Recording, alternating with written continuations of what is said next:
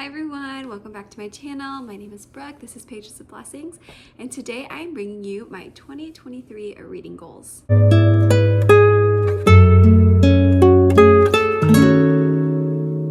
did a poll on my community tab, and maybe on Instagram too, but maybe just the community tab, and I asked if you wanted to see my 2023 reading goals in December or January, and majority of you wanted to see them in December. So I've been working on them and thinking about them, reflecting on the year and seeing what I want to change, what I want to continue in 2023, all of that. So I have my reading journal here. I started this last year, and I'll just kind of start with what kind of didn't go well for me in 2022. And it kind of leads into one of my first goals, but I was not consistent with my journal. I spent so much time setting it up and figuring out my spreads, and I just made them way too involved and way too intricate and having to do with just too much. I am way more of like a minimalist when it comes to journaling. I love to journal. I love the idea of journaling, and I have like prayer journals and I write things down all the time, but I'm I'm a list person, like checking things off, and the more simple, the better. I always have these ambitions. I've tried before to do the planners with the stickers and the washi tape, and I do it for like a month or two, and then when it comes time, I just don't have enough time to keep that up, and I don't enjoy it enough. I enjoy it, but I don't enjoy it enough to prioritize it, if that makes sense. So goal number one, that kind of leads into this, is to be more consistent with my journal and Goodreads, because they kind of go hand in hand. I started off 2022 really good with Goodreads, and then about, I want to say March, April time, I went into a reading slump. There was a lot going on. We would say after we got back from our trip to Florida, I just kind of hit a reading slump. We were busy, it was summer. My little guy was walking, so it was just a lot was changing going on, and I just allowed a lot of my habits that I wanted to keep to slide, and I just didn't pick them back up until about October. So my goal is to not do that this time, and so I will put in, probably at the end of this video so I can go through all my goals, I'll put in a overview of my journal, but I'm keeping it super simple. I'm doing lists and things I can check off, and we're just gonna keep it as simple as possible, and just be conscious about keeping up with Goodreads and not allowing any reading slumps or changes in my routines or anything like that to affect those things, because that's what happened in 2022. All right, so now that's kind of a broad goal. So now we'll get into a little bit more specifics. My first one is to read 12 nonfiction. So my goal last year was to read one a month, which did not happen, but I still want to keep up with reading nonfiction. But Chantel over at Chantel Reads All Day, I'll link her below, she also found it difficult to do things monthly or even weekly, or oh, I'm going to read X amount this week, or I'll read this type of book every month, and it just doesn't happen. And it makes you feel behind, because it's if you just don't do it 1 month, then you feel you didn't hit your goal, versus saying 12, I could read 2 nonfiction 1 month and none the next, and I'm still maintaining that goal. So we're gonna do 12 nonfiction, but I have a little bit of a emphasis I want to put. I want to read more missionary stories or more Christian nonfiction regarding actual people, their lives and their experience with their faith, their testimony. With that though, I have a list that someone at my church kindly compiled for a bunch of us, and it's all books that she's read that she highly recommends, and so I kind of want to take some off of this. So I'm going to be working off her list for my main recommendations. I'll just kind of give, there's Elizabeth Elliot, who's someone I want to read, is on here. We have Tim Keller, C.S. Lewis, Josh McDowell, who else is on here? John Piper, Lee Strobel, A.W. Tozer, Paul David Tripp, Jen Wilkin, Charles Spurgeon. So there's lots of great authors on here. I've read quite a bit. I need to go through and highlight the ones I've already read. But there is way more that I haven't read. And I really like having stuff written down I can cross off, or like having a go-to like suggestion list. So I'm gonna be working off this, and then also trying to fit in some more missionary stories. So that is my goal with the nonfiction. My third goal is, again, it's 12, so it's not one a month, it's just 12 total. So, and I'm thinking I'll be able to kind of double dip with this a little bit. And that is to read 12 books recommended out of this book, which is Honey for a Woman's Heart. They also, the same author has also published a book called Honey for a Child's Heart. And it's just full of amazing recommendations for literature that are soul-giving and enriching, and just, you know, good, beautiful, and true books that this author believes enhances our lives and enhances our walk with Christ. I'll just give you a little bit of a kind of from the back so you kind of understand what this book is. So, do you want to broaden your world, feel more, know more people, go more places? How about reading a good book? Books take you where you might not ordinarily go and introduce you to people you would not ordinarily meet. They can open up your world, deepen your understanding of life, and for sheer pleasure, a good book is hard to beat. But how do you choose? Every year, thousands of new books flood the market, and the sheer quantity can be confusing. Which books are the best reading? Gladys Hunt guides you through the maze of books and helps you choose. Hunt gives you reasons to read, tells you what makes a good book, and opens your eyes to what good books do for you. You can't resist a more widely read person when you read Honey for a Woman's Heart. You can't risk becoming a more widely read person. You will discover the joy that comes from words rightly used and find a rich new emotional vocabulary for your life. And she's from Michigan, so if you've paid attention to, I'm doing a reading challenge for the month of January. It has to do with where you live. She's from Michigan. Not that I'm going to count this because I'm not going to read this cover to cover, but I thought that was really cool. And she has a lot of like she has honey for a child's heart, and then I believe she has honey for a teen's heart too. So this is really, I'm going to take a lot of suggestions. She has it broken down into different categories like classics and literature and classics, what makes a good story, even reading the Bible, poetry, nonfiction. What else is in here? Genre fiction. So then she goes through the different genres. So there's just so much in here, and then there's a big list in the back of like all the books she talks about. So I'm using this, and I want to get through 12, and then hoping maybe some of those, like, you know, if I read nonfiction, it counts for this and my, you know, other goal. I'm looking at the list. I wrote down like all my goals, and I'm realizing I left off like my biggest goal from this list that I have in my book journal.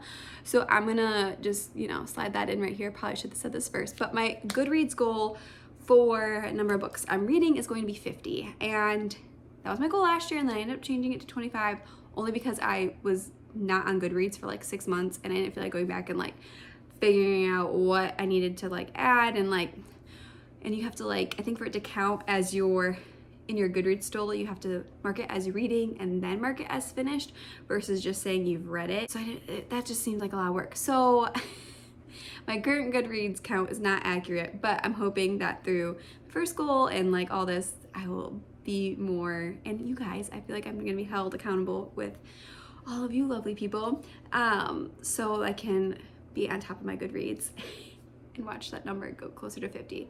I'm averaging right now about 5 or 6 books a month, so I think that I can hit that no problem. Allows for me to be in a reading slump, allows me to read not that many books, especially after baby girl gets here. So I think 50 is a perfect number. Now I need to open up my journal because I'm gonna need to reference something. So my next goal, I want to finish series that I started in 2022. It started in 2022. Now there is one series on here I started in 2021, but I did read part of a book. Okay, I'll explain. There's so many series I want to read, and I've talked about this before. I just feel like there's so many books, and I want to read all of them, but I want to make sure I'm staying up to date on series I already started, and not just like keep reading the first book in a series and never finishing the series. It's one thing if I want to DNF a series, if it just becomes like for instance, I'm DNFing the Inheritance Game series. I read the first 2 and I have no interest in reading the third one. that's fine with me. I'm not gonna like force myself to read that, but ones I was actually interested in, I want to finish. So I'll go over what series those are. So Anne of Green Gables, I read Anne of Green Gables in 2021, but I started Anne of Avonlea, which is the second book, in 2022 and didn't finish it. Kind of happened around the time I like hit my reading slump. And I got through like more than half of it. So I need to reread it. So that's why I'm counting it as series that I started in 2022. Now, I don't necessarily know if I'll finish Anne this year, but I want to make progress. So I have, so this is my page. I'll show up and up close at the end. I'll do a little flip through, but I have like the series names and then the individual titles, and then I can mark them off when I complete them.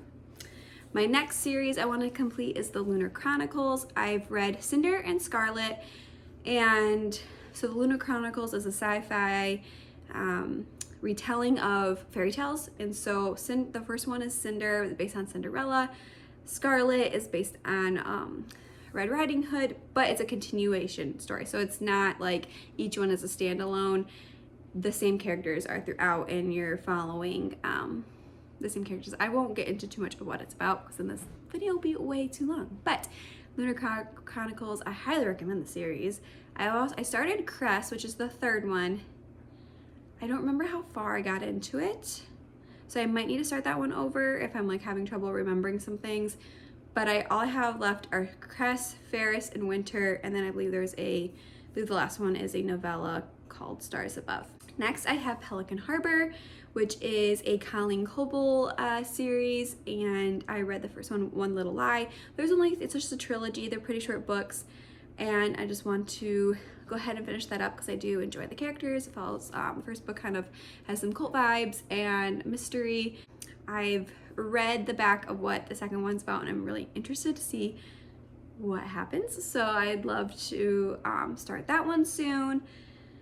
And then, okay, so this would be my fourth series. I start too many series. My fourth series is State of Grace, and that is by Tammy L. Gray. So I read Love and a Little White Lie. Again, it's another trilogy. I read that one a couple months ago. Really enjoyed it. And so I have Love and the Silver Lining and Love and the Dream Come True that I would like to get to in 2023. I've talked about this next series a bunch. It's Skyward, and I've read the first one, Skyward, and there's 2 that are out, and the 4th one is coming out in March. So I kind of want to prioritize Skyward just because the 4th one is coming out in March. Maybe I won't. I don't have to like buy and read the 4th one in March, but it's kind of nice too. And the last series that I'd like to finish is something I just started last month, and that is the Mark of the Lion trilogy by Francine Rivers. I read A Voice in the Wind, and I have An Echo in the Darkness and As Sure as the Dawn are the last 2 in that trilogy. Quite a bit that I'd want to get through, but I at least want to make progress. So I don't want to neglect anything I started and actually enjoyed. My next goal is I don't think my goal is going to be to finish or to mark them all off, but I want to make progress in my Book of the Month backlist. So I was part of Book of the Month for quite a few months, collected quite a few books, and I don't even know if I've read any of them. I haven't, like the ones I'm gonna show you I haven't read. I don't even know if I've read any Book of the Month books, which is a problem. I am currently not subscribed to Book of the Month because I'm like, I have to get through the ones I already own. And so if I get through these, or I get through enough of them, or at least try them and decide if they're for me or not, then I'll allow myself maybe to get back on Book of the Month. But for now, I'm banned until I get through these. I just want to share the ones that I have, so maybe you can help me. Oops, I think I'm like shaking my camera. You can help me decide like which ones to start with. And prioritize, or if there's one in here that like you won't like this, or it's not closed door, like there's sexual scenes that I won't like, or language or content that you think I won't like, please let me know so I can just get rid of them or put them to the bottom of the pile. So my first one that I haven't read is The Great Alone by Kristen Hanna. I read her last month. I read The Nightingale, so I am pretty sure I'll get to this one this year. It's definitely one out of the pile that I'm most interested in. Okay, this one is Peach Blossom Spring by Melissa Fu. I just really like the color. Yeah, I like the color, but I like the cover is what I was trying to say. Goodness.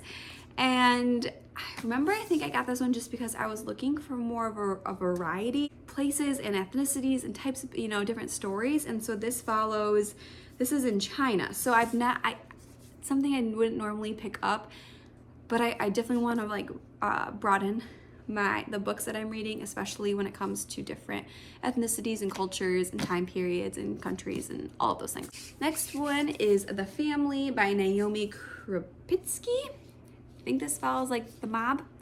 So that was what was or family involved in the mob, and so that was what really like intrigued me for this one. The Cartographers by Peng Shepherd. Also, this one is probably nearing the top of my list. I would say like between Right Along this one and one more that I'll share. They're like my top 3 that I wanted to get to. And this follows like map makers, but there's like, I think, mystery aspect. If I'm remembering correctly, I haven't read the cover, like the summary in months, so I'm not sure. But if you've read it, let me know. Next, I've seen Miriam, I'll link her channel below. She really enjoyed this one, so it wasn't in my top choices to like pick up maybe like soon, but she made it sound really interesting. This is The Stardust Thief by Chelsea Abdullah, and this is supposed to be a retelling of, oh, it's not Aladdin, but it's like the 1,000 Thieves or something. I'll put it here. I'm not that great with like the names, but this is The Wives by Taryn Fisher. I don't think I actually got this off Book of the Month. I think I got this at a thrift store, but saw that it was Book of the Month. I'm just gonna read the back because that's what got me. I just read this. I was like, yeah, that sounds interesting. But I don't know if there's any sexual content in this. So if you know if there's sexual content, let me know, because I haven't looked that far. He comes over on Thursday of every week. That's my day on Thursday. Sometimes they wonder about the other days, and if they wonder about me. Little good that does. If you wonder too hard, you get everything wrong. Sounded really interesting, but I don't know if there's any sexual content. So I need to figure that out before I read it. Right. Kate Morton, The Clockmaker's Daughter. I picked this up because I have Kate Morton, The Forgotten Garden, and I started it, but didn't. This is my theme this year. I started a lot of books and didn't finish. I allowed myself to get distracted, or just like if I was getting kind of bored in the middle of a book or confused, I just set it down rather than push through. And sometimes you just have to push through, and then you really end up liking it. I've heard so much good things about her writing, but she just writes so, like, her books are just so long. And Chantel from Chantel Reads All Day has said like she feels like a lot of her books are like 100 pages too long, and that's kind of the gist I was getting with The Forgotten Garden. But beautiful writing, so I'm gonna keep it. I'm gonna hopefully get to it. Okay, so my last one is probably my third one that I'm most excited for, like most interested in, is Amor Towles' The Lincoln Highway. I've heard nothing but good things about this. Again, a longer chunker. They're sometimes intimidating, but this is for sure one I am really, really interested to get to. So hopefully with my challenge for myself, I will get to at least a few. Okay, so my next goal is to complete, I guess I'm just like, it's just like she's not sponsoring this video, guys. But apparently I'm very influenced by Chantel. So Chantel Reads All Day, I'll link all her stuff in the bio. She creates a Read Your Bookshelf challenge every year, and I participated last year and really enjoyed it. I wasn't consistent, but I want to be consistent this year because I really, really like the prompts. And she comes up with a prompt for every month, and you just pick one book to fit that prompt. But this year she's doing it where it's intertwined. So January is a standalone prompt, but then February's prompt has to do with January's book. March's prompt has to do with February's book. And so you kind of like are weaving your prompts together, which I really enjoy. I have a standalone page for that in my journal, and I would just like to complete that. I also will say it is a challenge to try to read off of your own bookshelves, and that's something I really need to do because I buy too many books and I go to the library too much, and so I need to read what's on my shelves. So maybe I'll just throw in there, maybe 50%, at least 6 of the books, 6 of the 12 need to come off of my shelves. That seems doable, right? 6 of the 12? Okay. My next goal is specific authors I want to read. Now, if I don't get to them, I'm assuming I'm gonna get to all of them because I'm super interested in their books, but I just like writing down a few authors that have really piqued my interest this previous year that I just didn't get around to reading. And so I am going to just list those off for you right here. So I have Susan Meisner, Jane Austen. Guys, let me know what Jane Austen I need to start with. I think that's why I haven't started, because I don't know where to start. So comment below your favorite Jane Austen or where you think I should start, or for my personality and my reading preferences. I'm leaning Pride and Prejudice, but we'll see. Jamie Jo Wright, Amanda Dykes, Lynn Austen, and Amy Harmon. So those are the ones I'm hoping to get to in 2023. My last goal is to utilize my Kindle more. So I got a Kindle 2 years ago, I think, a year ago. I don't remember. This is my Kindle. I had to charge it. It wasn't charged because I haven't used it. I really like this case, by the way, though, because you flip it open and then it has like a strap for your hand, so you can't like drop it on your face. Love that. I need to have that for my phone because I drop my phone on the face all the time. Anyways, so I need to use this more. I have a love-hate relationship with ebooks. I convinced my husband I needed this so I wouldn't buy as many physical books. Yeah, that did not happen. I struggle with it because I like having books in my hand, but this is a way more financially smart decision. And space, we don't have like the biggest house in the world, so it's like space, and we're putting all these physical books. But also, like, I was looking up a book that I was interested in reading coming up in the next couple months, and my library didn't have it, but they have the ebook that I can get through Hoopla. So I'm like, so it's like when I'm really interested in it, don't know if I want to buy it, I need to use the ebook. So I'm very long-winded today, but I just would like to I said maybe 12 ebooks, so like once a month-ish, read something off of my Kindle. That, we'll see. I just would like to read more than I did this year on my Kindle. So if you have any books that you recommend just getting on ebook, or any freebies or anything, let me know, and then I can just load them up, so then I have them there. So that does it. Those are my goals. I think they're very attainable if I'm just consistent, and I'm definitely thinking BookTube and Bookstagram is going to help hold me accountable to just, especially like the Goodreads and my reading journal and things like that. I was debating throwing this in there, but you know what? I'm going to throw it in here. They're just goals. There's no like punishments or reprimands or anything like that if I don't do it. So I'm going to make one BookTube goal. I think it'd be really cool to hit 1,000 subscribers in the month of 2023. I mean, I'm already at 400, and I'm going to be doing a giveaway at 500, so it'd be really awesome to do one at 500 and then one again at 1,000 if we get there.